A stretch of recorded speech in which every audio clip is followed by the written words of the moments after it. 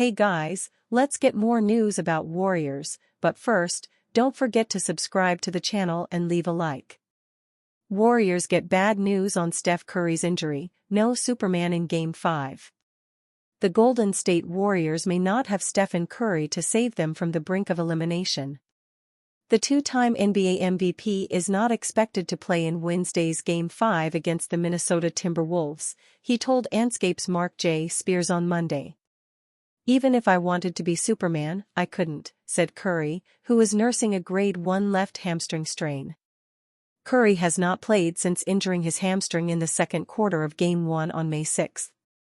Having lost all 3 games without their top scorer, who previously said he'd be out a week, the Warriors now face elimination in the best-of-7 second-round series. Warriors not counting on Superman following Monday's 117-110 loss. Warriors forward Draymond Green was quick to downplay any possibility of Curry returning before he's ready. "No, we're not going to Superman this thing," Green said when asked if he expects Curry to try to push to return. "If he's in a place where he can play, I'm sure he will." Him and Rick Celebrini, Warriors Vice President of Player Health and Performance, and everybody will figure that out. "But we don't need Curry to try to be Superman. Got to play the long game. If he can, we know he will. But there's no pressure. We've got to figure out how to win whether he plays or not." The 37-year-old Curry had been averaging a team-high 22.6 points per game in the playoffs prior to his injury, along with 5.3 rebounds and 5.1 assists. He had 13 points on 5 of 9 shooting, 3 of 6 on three-pointers, over 13 minutes in a 99-88 win to open the series. Asked following Game 4 if Curry would be allowed to play Wednesday if he said he was able, Warriors coach Steve Kerr declined to address hypotheticals. Should they manage to extend the series, Game 6 would be Sunday back in the Bay Area. "When are we giving the update?" Kerr asked a team PR representative. "Wednesday, we'll have an update. All eyes turn to Butler. Golden State will look to Jimmy Butler to try to keep its season afloat." Coming off a 33-point outburst in Game 3, the 6-time All-Star was limited only 14 points on 5 of 9 shooting. The Warriors led by 2 at halftime but were outscored 39-17 during the third quarter, as Minnesota flipped closely contested contest into a decisive win.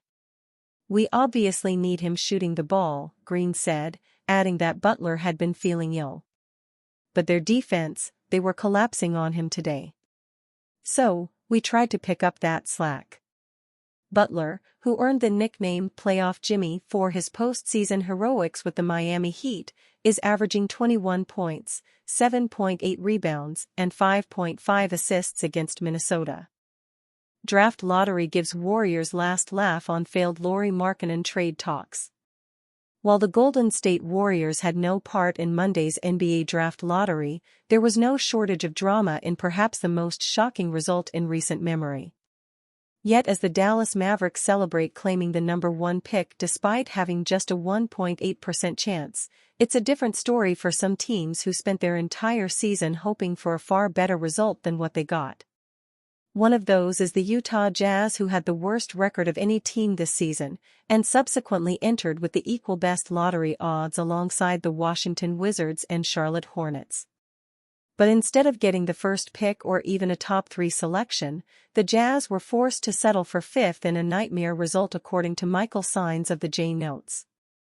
Warriors get last laugh on failed Lauri Markkanen negotiations. Rewind nearly 12 months ago and the Warriors and Jazz held significant negotiations surrounding All-Star forward Lauri Markkanen. Part of the reason the Finnish forward was thought to be available was that while he's a very good player, he's not the franchise cornerstone-level player that Utah want or need. After over a month of rumors and speculation, the Jazz ultimately kept Markkanen and renegotiated and extended his contract that also prevented him from being moved at February's midseason trade deadline. Utah were proven right in thinking they could tank while retaining Markkanen on the roster, with the 27-year-old appearing in just 46 games this season. However, that's not to say their decision to keep him was the right one. The Jazz could have got a bunch of picks and young players for Markkanen and cast their net of assets far wider, rather than relying on the luck of this year's lottery. Instead, they can still get a good player with the number 5 pick, but might have to tank another year or two in the hopes of gaining that true cornerstone piece. What does that mean for Markkanen, who's never made the playoffs in his 8-year career? Utah could consider trading him again this offseason, yet the problem now is that he holds far less value than what he did last July. Not only is Markkanen about to start a substantial 4-year, $195 million contract, but his underwhelming form this season would suggest that isn't great value from a team standpoint. So now the Jazz are left with a player who has lost significant trade value, while still being without the franchise cornerstone piece they crave. The Warriors appear to be having the last laugh on those failed Markkanen trade negotiations, especially given they subsequently used less assets to acquire Jimmy Butler, who has lifted them to the second round of the playoffs. Stephen Curry has been ruled out of the Golden State Warriors win-or-go-home Game 5 against the Minnesota Timberwolves.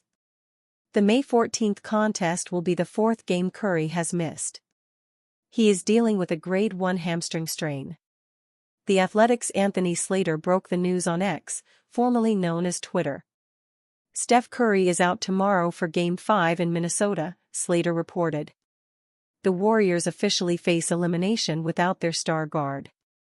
Golden State's plan has always been to try to push the series into Game 6 or 7 in the hope of getting Curry back into the rotation.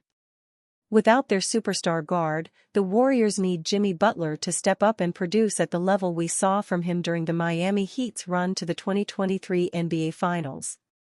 Before his injury, Curry had been enjoying a strong postseason. The aging sharpshooter averaged 22.6 points, 5.3 rebounds, and 5.1 assists over 8 games. He was shooting 40% from deep on 10 attempts per game and 60% from two-point range. Since Curry has been sidelined with injury, Steve Kerr has found additional minutes for Jonathan Kuminga. The explosive forward has stepped up in a big way and will undoubtedly play an important role. However, Curry's presence would undoubtedly generate a bigger impact. New update emerges on Steph Curry's injury timeline. The Golden State Warriors finally got some good news on Steph Curry's hamstring injury, but it may be too little, too late for the team. Curry will be re-evaluated Wednesday, but is making good progress in his rehab work, according to Brett Siegel of Clutch Points. The Warriors still have a goal of getting him back for a potential Game 6 of the Western Conference semifinals, and it appears to be a realistic possibility at this point. For the Warriors to take advantage of Curry's potential availability, they will have to get to Game 6 first. Curry has made it very clear that he will not be able to play in Game 5 no matter what, and the Warriors must find a way to win that game on the road to keep the series going. Curry departed early in Game 1 of the series against the Minnesota Timberwolves after straining his left hamstring. Golden State won that game, but has since lost 3 in a row without Curry in the fold. The Warriors have struggled to adapt on offense without Curry's movement and shooting prowess, both of which open things up for the rest of the team.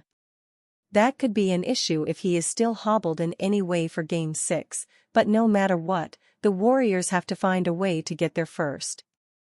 And you, fan? What do you think about Steph Curry's situation? Write to us in the comments.